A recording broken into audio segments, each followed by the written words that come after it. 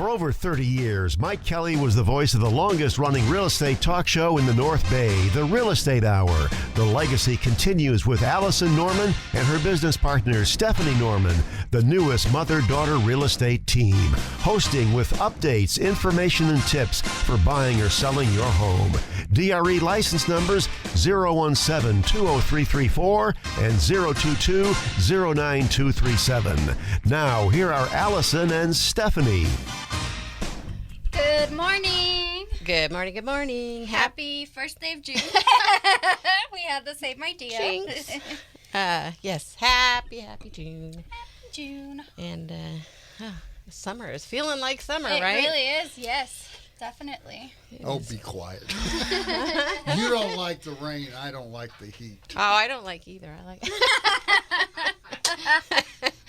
I like it when it's just right.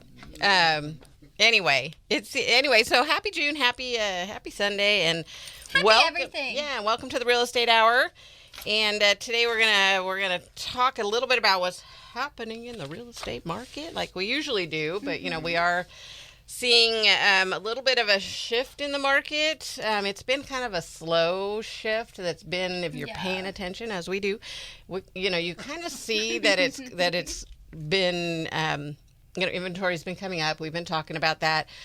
There's, of course, when anything like that starts to happen, all the drama comes out on social media, on the news stations, that oh my gosh, the market, and you start hearing people say, oh, the market's going to crash. It's a buyer's market.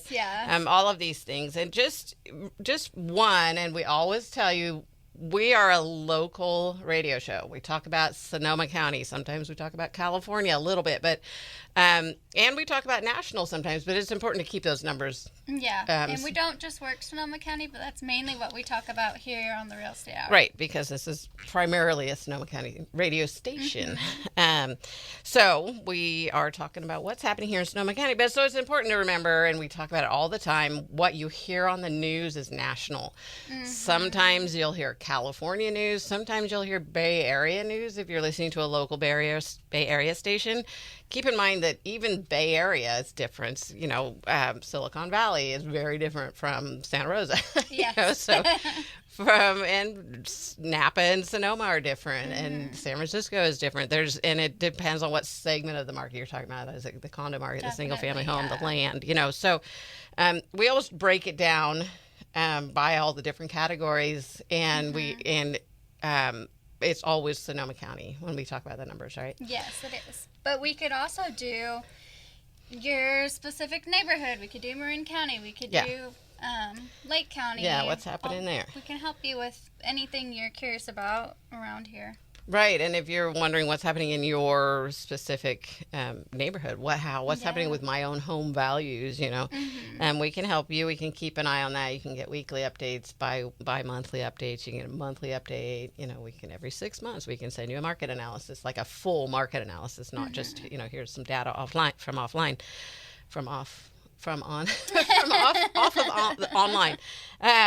Anyway, so right, so we can we can fine tune it, but just remember the things that you're hearing national. Okay, so when you hear about markets, I know places like Texas and Florida, they are seeing a lot of inventory sitting on the market. They're seeing that it really is truly more a buyer's market in some parts of it, though. It's like not on the entire state of Florida. It's not the entire state of Texas. It's not, and then when you look at the East Coast, they're actually having a real boom in people buying, so they're doing just fine. When you talk to the realtors there's nothing slow. Here it's kind of crazy. If you're working with buyers on the East Coast, it's a little tough right now.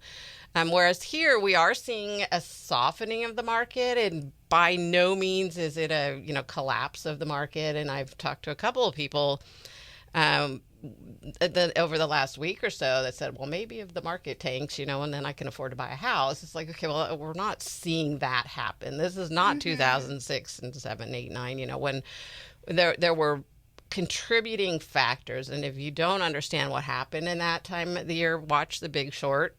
I think everybody should watch The Big Short. It's a really good, I know it's fiction based on fact, but it's a really good explanation of what caused that market, and it had to do with a lot of, with the really loose lending standards.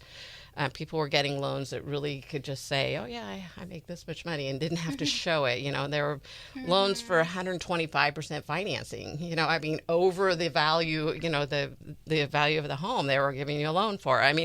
There were all of these people getting loans that shouldn't have, and then things happen, and then the banks collapse. There's a much more detailed explanation to it than that. So apologies to anybody who's saying she's not explaining it right, but because it gets very intricate as to what happened. But anyway, my point with that is it's a different situation right now.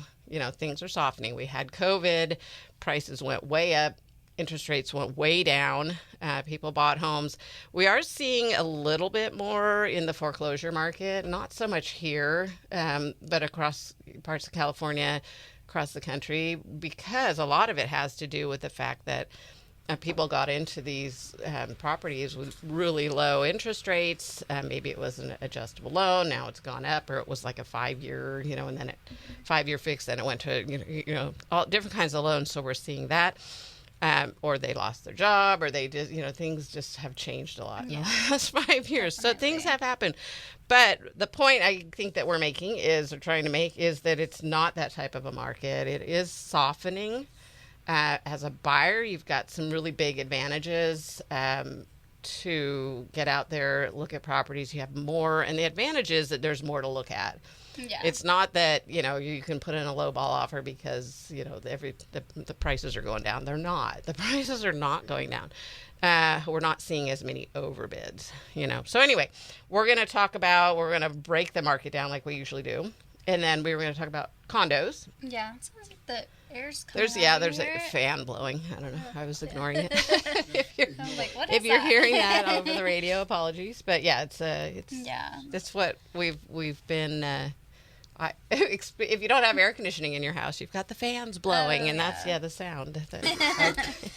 Alrighty. Anyway, onward with that. So we're going to talk about the condo market. We were actually showing condos this week to some out of town clients, and just really some interesting things going on in the condo market. And we've really been talking about it since we started to see the inventory come up.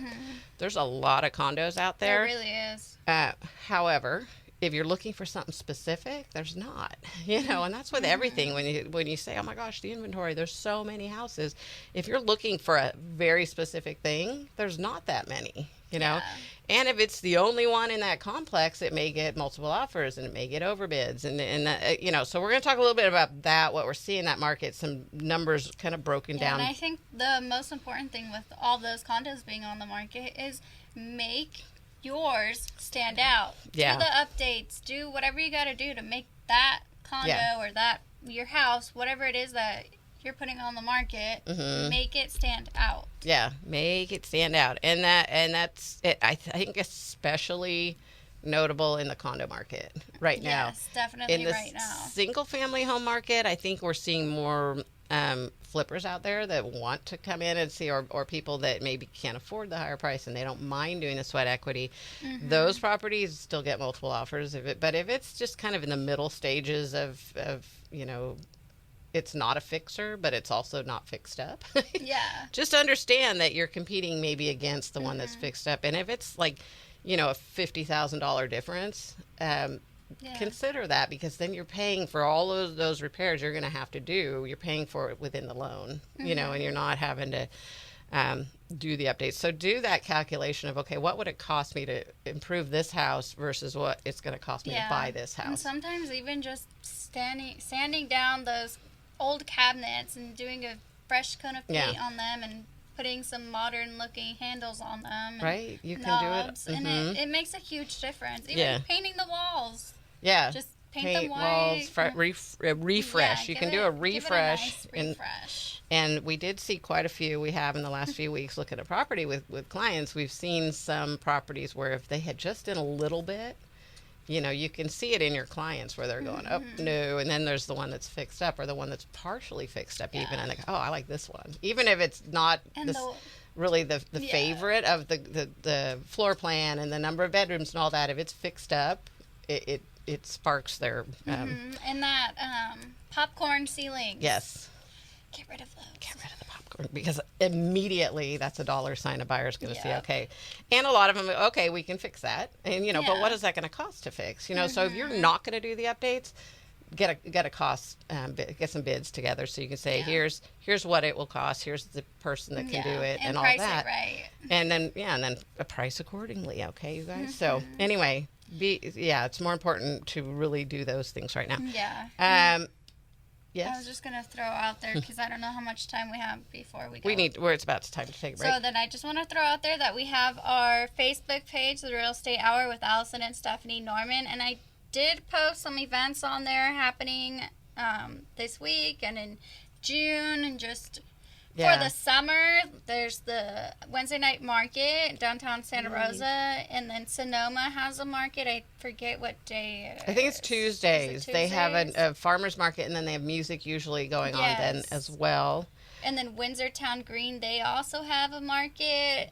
Yeah, and the train is running now to Windsor. And the train is in Windsor as well. So what a fun way to go to the market. Is it Friday night market? Thursday? I mean, not market, but it's the Thursday, the Town Green. Gosh, I'm sorry, you guys. It's on our Facebook page. One of those days, it's Thursday or Friday. I think it's Thursday, but people are probably going, no, it's Friday. The Real Estate Hour with Allison and Stephanie Norman. You can find all that there. Yeah, so hop on the train in Petaluma or in Santa Rosa and go up to Windsor. You don't have to worry about where you're going to park. Bring your lawn chairs. Go watch that Town Green. Fun. And there's a lot of cool stores along the Town Green. I think some of them are struggling a little, so get out there and show your support for those as well. Yeah. Anyway, okay, so we're going to talk a little bit about real estate terms for buyers, and then we're going to, again, the numbers, and then we're going to talk about the condo market, so which we kind of did a little bit.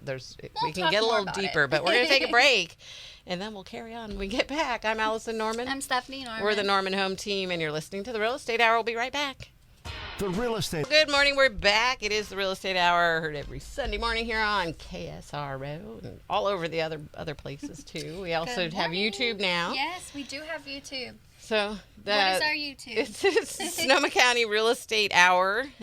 We usually get it up within a couple of days after. We're trying to get better at getting it up the same day. But anyway, if you missed part of the show and you need to hear it right now, right after the show, Joe's been pretty good about very good, Joe. Thank you about getting the podcast recording up.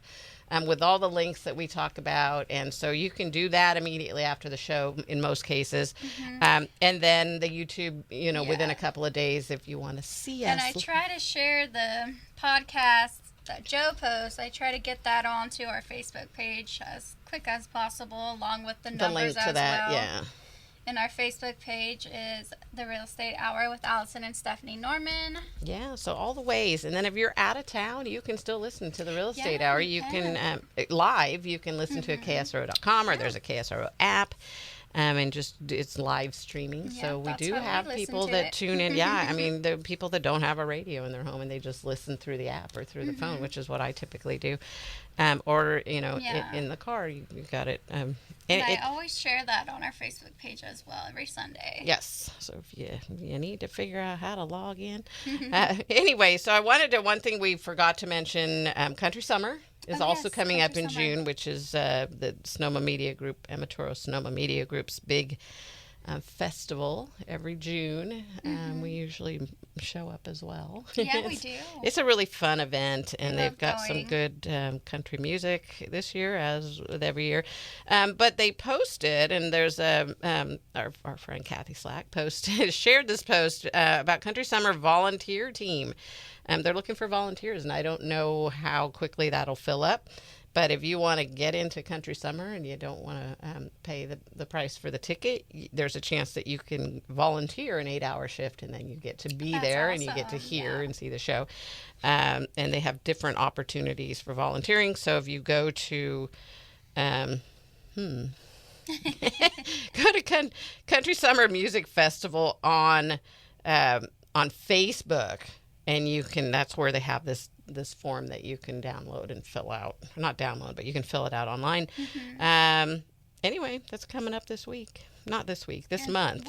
We'll have that on our Real Estate Hour Facebook page. Yeah, June, I believe it's June 27th, 28th, 29th. So anyway, woohoo, we're excited. Yeah. And anyway, so let's talk about the market. What's happening in the market? We'll get the numbers, and then we'll move on, and talk about the other things we were going to talk about today. But first, taking a look at what happened in the real estate market, and like we said at the beginning, these are our local Sonoma County numbers, but even that can be fine-tuned more, and it depends on where you are, what price point you're in, what type of home, and all of that, what condition your house is, all the things. But this is a broad look at Sonoma County. Well, yeah, Sonoma County covers a lot too. It's a big area. Yeah, it's a very big area. So that's a lot of numbers there. Yeah, so when we're looking at the single-family homes, we're looking at Sonoma, Healdsburg, Cloverdale, Russian River, Bodega Bay, Petaluma, Windsor, all the places, and all the little nooks and crannies in between, Cazadero, so Grayton, all of the different things. They're all such specific markets, but so we're looking at the broad look at Sonoma County market, which is not the same as the national numbers and the state numbers and the Bay Area numbers. They're different. So be careful where your source is and understand what part of the market they're talking about. Because if you're looking at national numbers and they're saying, oh my gosh, the market, is that really what the market looks like in your neighborhood? Your condominium complex, your, whatever, all the things. So anyway, taking a look at the market, all of Sonoma County, single family homes. I had to do this 3 times because I said this can't possibly be exactly the same as last week, but it is. So single family homes, 1,119 active single-family homes. Median price $1,149,000 is exactly what it was last week. So I'm okay. There's something wrong with this computer. There's something. So I went and logged out, logged back in. I'm like, is it stuck on last week? No, it's exactly the same. Wow. So at that, so if you've been taking notes, you go, that's what she said last week. 1,119 active single-family homes. The median price for those is $1,149,000. We've got 366 in escrow.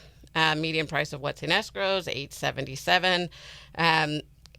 It's very similar. Not a lot of movement on the escrow side either. And it is June, so we'll look at May, but we're going to look at May next week, right? Yes. Because, a lot of times if it closed yesterday, end of day yesterday, maybe you didn't remember to go in and report it as sold.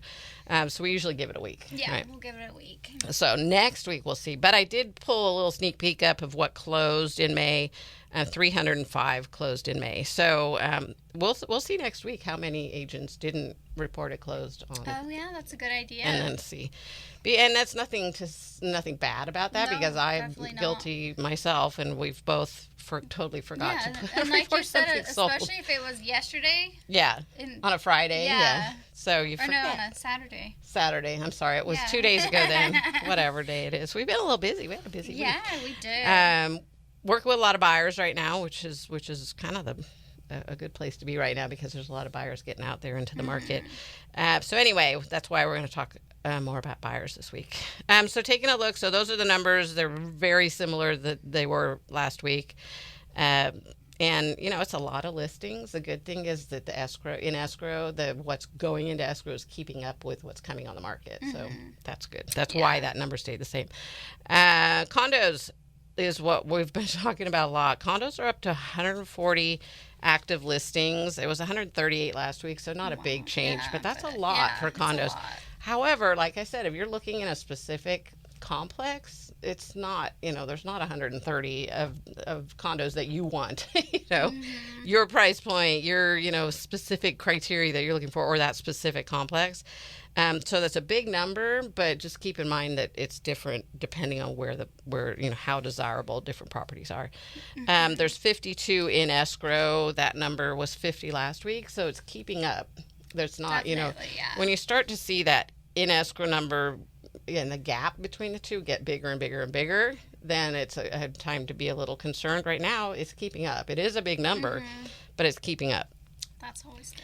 Mobile homes, there's 87 active mobile homes on the market right now with 37 in escrow. And multi-units, there's 81 active multi-units, which is 2 to 4 units. Whether it's separate houses on one lot or, duplex, triplex, fourplex. And there's 20 in escrow. That's pretty consistent with what it's been. The land actually came down a little. Land listings was over 300 the last couple of weeks, which we haven't seen in a really long time. Yeah. It is now at 296. The in escrow went from 20 up to 23 this week. So there's your, almost 4. One must have closed because I don't have the close. But anyway, that's your difference that's what happened last week in land. Anyway, so that's kind of a look at what is currently active on the market, what's happening, and then what's going into escrow. And the reason we watch those two is because we like to make sure that gap doesn't get bigger and bigger and bigger. Yeah. And that's also how you calculate month supply of inventory absorption rate, which we've talked about previously. Anyway, why don't you get those numbers of the hot sheet, which is what? It's a market snapshot for Sonoma County. What happened last week in real estate? Last week in real estate, new listings 130, back on market 19. New listings 130 with a median list price of $918,000. Back on market 19, price reduction 93, in escrow 81, pending 69, closed 79 with a median sold price of $800,000 and 64 days on the market. Congratulations to everyone who either bought or sold a home. It was a process and you did it. Woohoo, what a relief. Everybody can breathe a sigh of relief. I was going to look. Can you, price reductions? I think we like to keep an eye on price reductions because if you start seeing those price reductions go up, it's an indication that they're just not. It went down. People are not. Last week it was. May 25th. I don't know. That was last week, yeah. Yeah. So it was price reductions were at 118 and now they are at 93. Okay. So that's good. When we start in that, the reason I like to watch those is because it helps you see if the sellers are being reasonable and understanding the changes in the market. And as more inventory comes on, if you see fewer price reductions, it means more people are pricing it correctly and not having to do the price. And that's the real key, is pricing it correctly the first time. Yes, it is not a time to be testing the market with, let's try it at this and see what happens. We'll just reduce the price. That really hurts you. So it's important. Yeah. Listen to your agent when they tell you how to price it in this type of market. Anyway, we're going to go take a quick break. And when we come back, we'll talk more about real estate terms. I'm Allison Norman. I'm Stephanie Norman. We're the Norman Home Team, and you're listening to the Real Estate Hour. We'll be right back. Now, back to the Real Estate Hour, hosted by Allison and Stephanie Norman. Happy Sunday to you. Happy June 1st and Sunday and summer. Yeah. Not quite summer. All the things. When is summer? June 21st. Oh, I think you're right. Yeah. No. Is it July? July? I thought it was June 21st. I believe it's June, because March is spring, April, May, June. Yeah. What do we know? We know a lot of things. We know a lot. We don't do and also, good to remember in the Bay Area, what we call the June gloom. Bring an extra jacket to San Francisco. Bring some blankets, warm clothes when you go out to the coast. This is not the Southern California Pacific Ocean.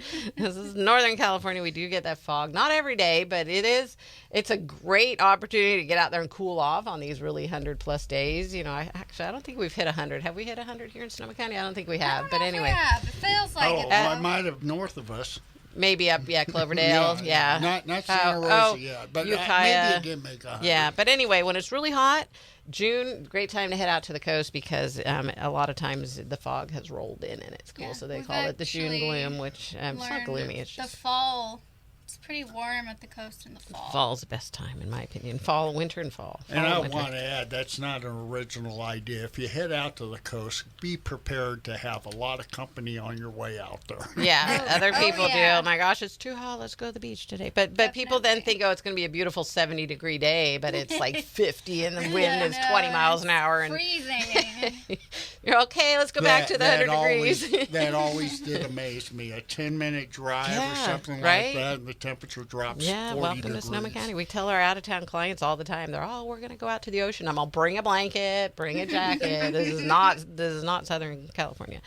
But it's beautiful out there, even on a cold day. And it's then just so pretty. I was just going to say, because good old Google, summer starts on June 20th and goes till September 22nd. Yeah, we knew.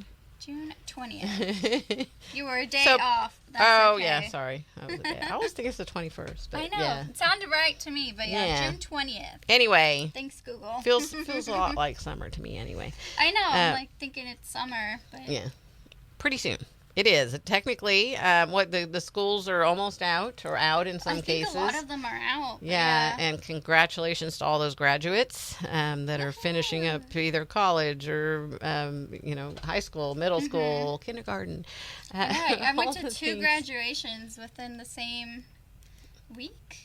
Couple of weeks. What, the 8th grade, an 8th grade and a Sonoma State. Yeah, congrats to everybody, and congrats to all those graduates to the parents out too, there. and to the parents of the the kids that are finally done with yes, school. And to all the teachers. I remember what a relief that was as a parent. It's like, oh my gosh, the 4th one was done, and that was it. So I determined it had been like 30 some years that I had kids in school, because I have a big gap between my children. Yeah. 12 years between the first and the last. Anyway. So, but it's a little melancholy seeing all the kids graduating and stuff. Anyway, so, okay, let's move on and we're going to talk about real estate terms. And it's funny because even in terms, when I say terms, it's like what do you mean by terms? Well, there's terminology, which is what we're going to talk about. But one of the terms that you'll hear is terms. So when we talk about terms, in a real estate transaction, when you're writing an offer, it's not always about the price. Sometimes it's worth terms. You may hear somebody say that. The terms are the things that you put in the contract that make your offer more appealing, maybe. So we'll say it depends on the terms. So sometimes a cash offer has better terms because there's no appraisal, there's no loan, there's no contingency period sometimes. Yeah. However, they may come in with a lower price, so they're a lower price, but they have better terms. If you are competing with a cash offer, you want to try and shorten your terms. So or improve your terms. So you want to try and make your offer stronger in other ways. Which is shorten your contingency periods, put more money down if you can, put a shorter escrow period. So all of these are terms within themselves, terminology. The English language is fun, isn't it? It's funny. It's funny and fun. But anyway, so we're talking about real estate terminology today.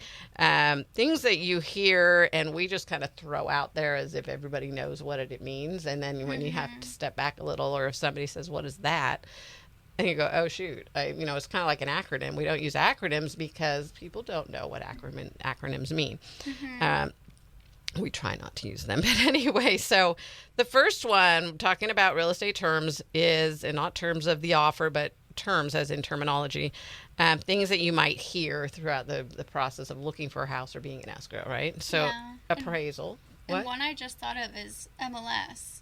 Yeah, a lot of times. We throw that one out there, like, on the MLS or in the MLS. Yeah, and they're all, what's that? A lot of times people will say, what's that? And that's how you make a mental note, like, okay, explain that every time you say it, because not everybody knows what MLS is. So MLS, multiple listing service.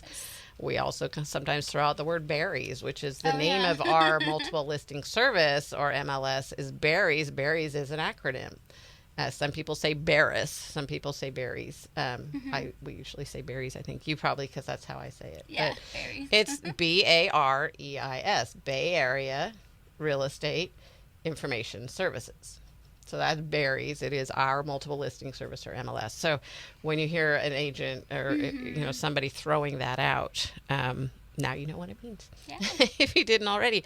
So another thing, appraisal versus a CMA, and here's another acronym, CMA. What is that? Comparative market analysis. Some people say competitive market analysis. I believe the correct is comparative, because you're comparing Yeah, I think that like makes more kinds of sense, properties. And so CMA, a lot of times somebody will say, "Oh, can you do a CMA for me?" Or we'll say, "We'll do a CMA for you," and they go, "What's that?" Comparative market analysis. The difference, it's similar to an appraisal in that they're comparing properties that are like kind, similar properties, and then they're making adjustment. You're making adjustments for, maybe this is a 3-bedroom, this is a 4-bedroom, maybe the square footage is different, so you're making adjustments. An appraisal is a more fine-tuned, more detailed market analysis. Basically, it's somebody that has been trained and educated to make a market analysis, and there's a lot of math involved sometimes when, in making the adjustments between the different sizes and different neighborhood and what the view is, all these things. Whereas a market analysis, a CMA, comparative market analysis, we'll look at those things too.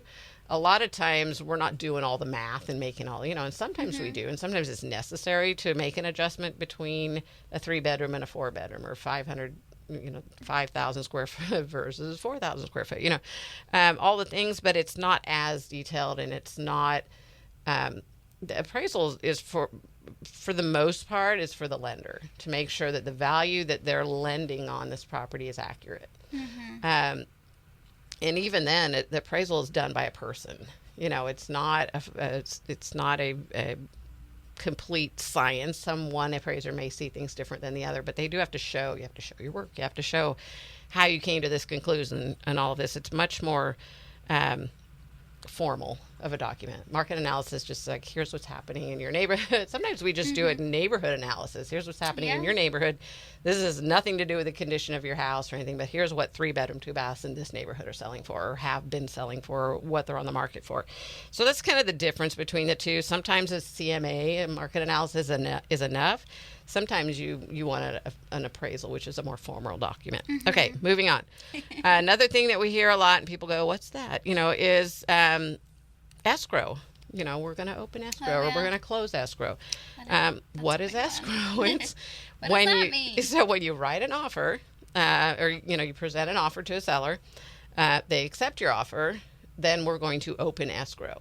Sometimes we'll do, and what we recommend for on the seller side is that we open a pre-list escrow, so that we can look for any clouds on title, any, the trust, if there's a trust, and we need to make sure that everybody has signed off and the correct person is selling the house.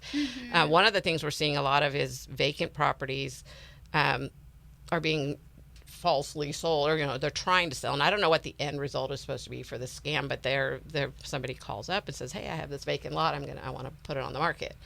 I want you to list it." Okay, and there's some phantom person on the other end. So the title company is now there. If it's vacant, they're sending an affidavit out to the person listed on the tax record saying, "Is this you? You're selling this house," and they have to sign and all of that, and notarize and all the things. So anyway, so that's why we like to pre-open escrow. So if you hear somebody say we're going to pre-open, or we're going to do a pre-list escrow, that's what that is. But typically, just the term escrow is when we have a contract between two parties. The escrow company is a neutral third party, and we're going to open escrow with them. They're going to then start that process of making sure the correct people are on title. How do you, as the buyer, want to hold title? That's a whole other conversation that we can have on a different day. But anyway, and then closing escrow.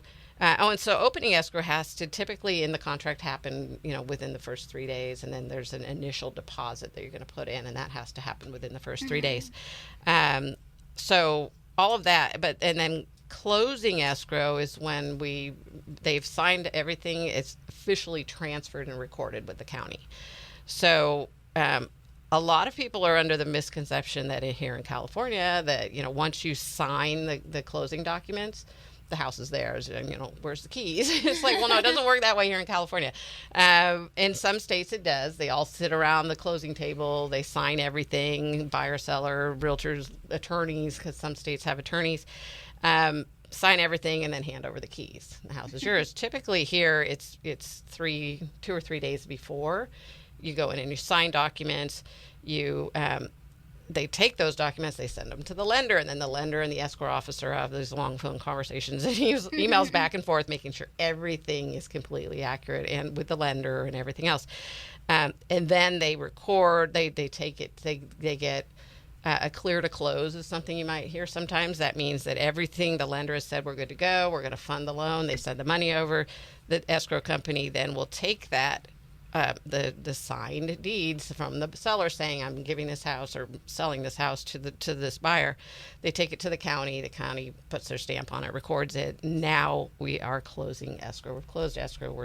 You sold. Yeah. Right. Another thing they say is we're on record. Yeah. So, right, you hear that a lot, and we'll, you call up if you're not thinking through it clearly. Call them and say, congratulations, we're on record, and they're all, what does that mean? That's what we've been wanting to hear the last 45 days, or 30 days.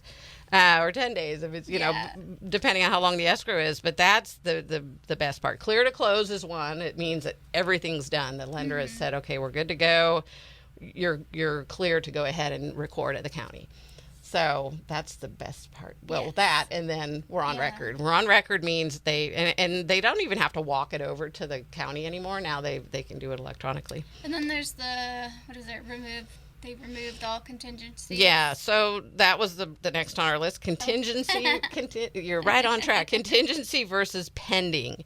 In the contingency period, and we've talked about that before with all those safety nets a buyer has. My realtor in Oregon used the term exit lanes, which I thought was really a good physical. Yeah, it really is. Look at what a safety net to me is. Also it's because people are afraid to put an offer in because, well, what if it has all these things that need to be done? What if this? What if that? So that's why you have contingencies, right? So when an offer is contingent, and we talk about that a lot in your weekly numbers, is things went into escrow, but are they contingent? That means that they still have all of their exit lanes available, basically. Yeah. They still have to make sure they can get insurance. They have to make sure the loan is going to go through. The appraisal has to happen if there's a loan.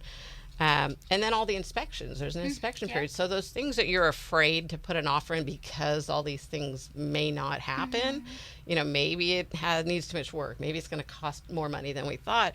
That's what you do during your contingency period. Yeah, you might do inspections and find out it needs to be treated for termites. Right. So then we're going to negotiate, right? So, or you might go running the other way. Yeah.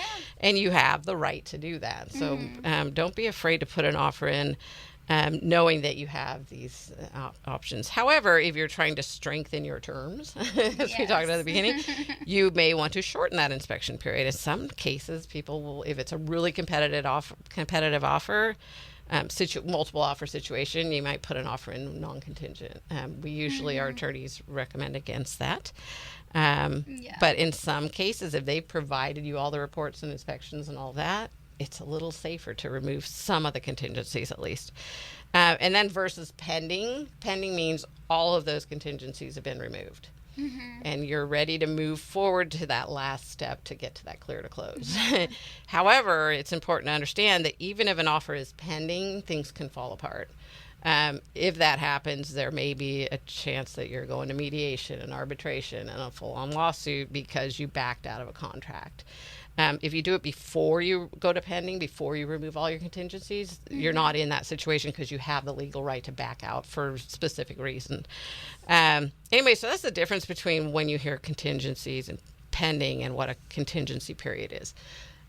I think it's time to take a break. Okay, let's take a quick break. And then I think there's some more important things we want to talk about as far as real estate term and terminology. Okay, so I'm Allison Norman. I'm Stephanie Norman. We're the Norman Home Team, and you're listening to the Real Estate Hour. We'll be right back. Good morning. We're back. Good morning. It is Sunday morning here on the Real Estate Hour. Heard every Sunday morning on KSRO. and all other places we mentioned at the beginning. Any time of the week, you can listen to the Real Estate Hour if you didn't catch it on Sunday. Especially as we head into summer, people go away for the weekend. But also, as I mentioned, even if you're out at a campground somewhere, you can, if you have the internet. If you have Wi-Fi. You gotta have that Wi-Fi. Or 5G, right? If you can go to KSRO.com and stream live. Or if you really love our show, you can always download it. If you how do you do that? On the podcast? From the podcast. Take it with you. Yeah, you could download the podcast episode or whatever. Yeah, it's the recording on the podcast. Yeah, it's the recording of it. You could download that and then save it to your phone and listen to it whenever because you just love us so much. On an airplane, right? Yeah. Yeah. We're very entertaining sometimes. Anyway, it's not just about real estate. Sometimes it's just fun. Anyway, okay. So if we do say so ourselves. Anyway, so let's continue on. We're talking about terminology, things that are good to, that, like I said, that we throw out there a lot of times because it's so common and we've been doing it for so long that we just throw out these words and then people once in a while will say, what? What is that? Like, what is a home warranty? I've had a buyer say that. What's a home warranty? And I said, well, it's basically, a lot of times you're going to ask the seller to pay for the home warranty, or sometimes an agent will pay for it, or the buyer can pay for it. And it's for the first year, typically. You can do a longer one, and then you can extend them on from there. I have one on my house that I bought 30 years ago, or 20-some years ago. Yeah. 25 now, I think. But anyway, it protects you against, the water heater goes out, if there's a plumbing issue, if there's sometimes the roof, sometimes, just all kinds of things. Rodents will come and chew up the pipes and cause a flood. Yes. And oftentimes your insurance will take care of that, Yes. but also the home warranty as well. And they may look and say, well, that was because you didn't take care of the rodent issue. But you may have not known about it. I know, yes. I had a water heater go out. My water heater from when the house was built in the 80s, late 80s, I think 89, 87, original water heater. And when it's funny, because I always tell this to buyers is the home inspector says they have a lifespan of about 8 years, a water heater. Well, mine was like 30 years old. It finally went out. Wow. Granted, they don't make them like they used to, I think. They make them to only last 10 years now, But anyway, there are a lot of old water heaters that do just fine. But it's important to have a home warranty because then if the water heater does go out, so they cover that. Do you know what all home warranties cover? It depends. It depends on what you want it to cover. There's different levels. There's the basic. There's an ultimate. There's the one that covers everything. And sometimes it covers zoning issues and permit issues. And you can have it cover your pool equipment. You can have it cover an AC. So is that different from like your home insurance? Yes. Okay. So the home insurance covers, if there's an accident, if there's, or not an accident, but if there's an event, like if there's a fire, it'll cover that. If there's an earthquake, if you have earthquake insurance, most policies exclude earthquake, which is interesting. So it's not interesting, but it's expensive to add it on flood insurance as well. Mm-hmm. But with the insurance, what I've been told is it has to be something that was sudden and unexpected, and that's why the issue, like if a rodent chews a pipe, they may come back and say, well, that wasn't sudden and unexpected because you should have known that you had a rodent issue, but one could argue, well, it wasn't like a slow drip that damaged something. It was an immediate, something that you couldn't predict that this was going to happen, So yeah. It depends. And that's why the insurance adjusters are out there looking to see, well, what exactly happened. And before they pay out the money, they want to make sure. Yeah. Makes sense. Yeah. So, anyway, we should have that conversation another show and talk about some other things I've been hearing about insurance. Yeah, insurance is definitely a good thing to talk about. Yeah, and it's a big deal right now, getting insurance. Yeah, it's also a contingency of the sale, right? Yes, yeah.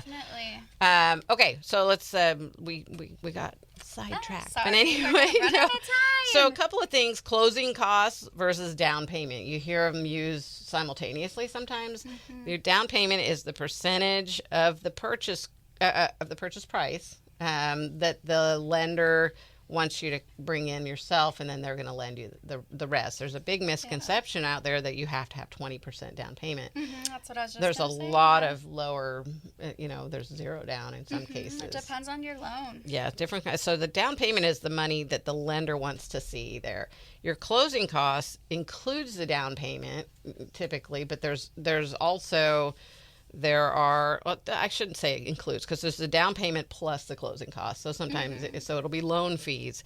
It's a buyer agent compensation if the seller isn't paying it. It's any taxes, upfront taxes, your insurance, like the first 6 months of your insurance. Sometimes they want to see different things. It depends on the kind of loan. And it's such a big process, really, to see where you're at on a loan, and that's why we always say talk to a lender. Yeah. Because it may be something that will take you months to figure out. Yeah. And then they can help you figure out what your closing costs would be. They're not gonna be like, okay, you're gonna go buy a house right now. They're gonna help you figure out where you need to be. Yeah, so important to talk to that lender and find out. And sometimes it's a big shock. It's like, okay, well, I've got my 10% to put down, or my 5%. I've got that, and they go, well, by the way, there's like another $12,000, $15,000, $20,000 depending on what that you need. That's sometimes it's less, sometimes it's more. There's also down payment assistance programs, so that'll cover your closing costs too. So all of those things. But when we say closing costs and down payment, they're not the same thing. The down payment is what the bank wants to see. The closing costs is everything that it costs you to get this loan and to buy this house. Anyway, so another thing that you don't hear around here very often, but you may hear it come up, is an escalation clause. In an offer, sometimes, especially if it's very competitive, somebody will write in an escalation clause saying that we will match and go over the price of any offer. So we'll go up to $10,000 over the highest offer. And a lot of, we really don't see those around here, but you do hear about it around the country. I've seen where people have said no escalation clauses because it did become a thing, or try to become a thing, a few years ago when it was a really heated market. We don't really like to see those. It's like, just write us your best offer, have a conversation with the realtor and have your buyer's agent talk to the selling agent, listing agent. Anyway, so that's an escalation clause. If you hear that, that's what it is. The other thing, I think the only other thing we'll have time, we have pre-approval, pre-qual, approval, and a direct underwriter approval. There's all different things. So make sure a pre-qualification is you put your information in on the computer and it came back and said, congratulations, you can probably qualify based on the information you gave us or told us on the computer. That's a pre-qual. It's like those letters you get in the mail from credit. Yeah, and then you call and they say, actually, just kidding, you don't really qualify. Yeah, exactly. A pre-approval means that you've actually given the lender all of your documentation and they've put it all in their system. And a lot of times you'll get a direct underwriter approval, which means they put it through their system and the system said, you're good to go. That's what we like to see. An approval means you're approved for this loan, as long as, maybe it might be based, you're approved with the exception of an appraisal, or any other weird things that come up, but really a title report and an appraisal typically. And that's an approval. Full approval is when they say you're clear to close. That thing. We've given you the money. The loan is funded. The only other thing I want to add is counteroffer versus request for repairs. A counteroffer is outside of the contract. It's when you're putting an offer in and you're negotiating. If you're negotiating within the contract, there's a request for repairs, a modification of terms, a price adjustment. All of that is done within the contract. They're two totally different things, but we're out of time. So make sure you find us on the Facebook page, also YouTube, Sonoma County Real Estate Hour on YouTube. I'm Allison Norman. I was going to say, you can always message us or email us at nodumbquestion@gmail.com. Yep, gotta go. I'm Stephanie Norman. I'm Allison Norman. Have a good day. You've been listening to The Real Estate Hour with Allison and Stephanie Norman, the Norman Home Team on KSRO. Join them every Sunday morning at 9, covering every stage of a real estate transaction, from tips on buying and selling your home to North Bay market updates. Sonoma County real estate market knowledge from real estate professionals born and raised in the North Bay. You can reach Allison and Stephanie anytime. Call or text 707-799-3617. That's 707-799-3617. DRE license numbers 017-20334 and 022-09237. The Real Estate Hour with Allison Norman and Stephanie Norman. Sunday mornings at 9 on KSRO and KSRO.com.